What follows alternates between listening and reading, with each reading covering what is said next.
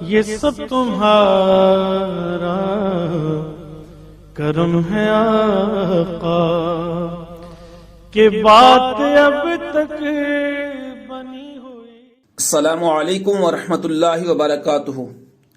امید کرتا ہوں کہ آپ کو یہ ویڈیو اچھی لگے گی، تو چلیے شروع کرتے ہیں آج کی یہ ویڈیو۔ پہلا سوال ہے کہ کس پارے میں ام المومنین بی بی زینب علیہ السلام کا ذکر ہے؟ تو دوستو 22ویں پارے میں ام المومنین بی بی زینب علیہ السلام کا ذکر ہے۔ آگے سوال ہے کہ کس پارے میں فرمایا گیا کہ نبی کریم صلی اللہ علیہ وآلہ وسلم کی گستاخی کفر ہے؟ تو دوستو پارہ نمبر 1، پارہ نمبر 22، پارہ نمبر 10، پارہ نمبر 23، پارہ نمبر 5، پارہ نمبر 9، پارہ نمبر 18 اور پارہ نمبر 28 میں نبی کریم صلی اللہ علیہ وآلہ وسلم کی شان گستاخی کرنا کفر قرار دیا گیا۔ آگے سوال ہے کہ مقام محمود کا ذکر کس پارے میں ہے؟ تو دوستو مقام محمود کا ذکر پارہ نمبر 5 رکوع نمبر 9 میں ہے۔ آگے سوال ہے کہ کس پارہ میں حضور علیہ الصلوۃ والسلام کی یہ صفت بیان کی گئی ہے کہ آپ نہ کبھی بھٹکے ہیں اور نہ کبھی بھولے ہیں؟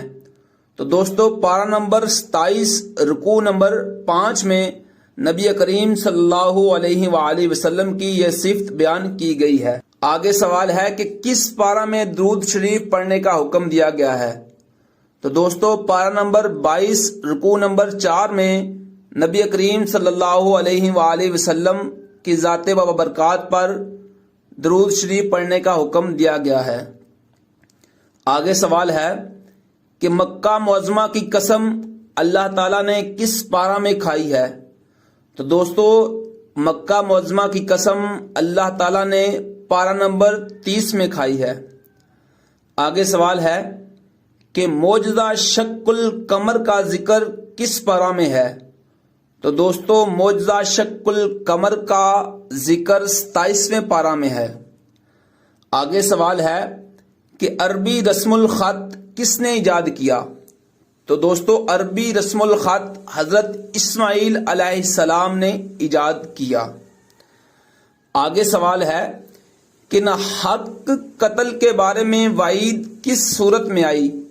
تو دوستو ناحق قتل کے بارے میں وعید سورۃ المائدہ میں آئی۔ آگے سوال ہے کہ زنا کی ممانعت کا حکم کس صورت میں ہے؟ زنا کی ممانعت کا حکم سورۃ بنی اسرائیل، سورۃ النساء اور سورۃ نور میں ہے۔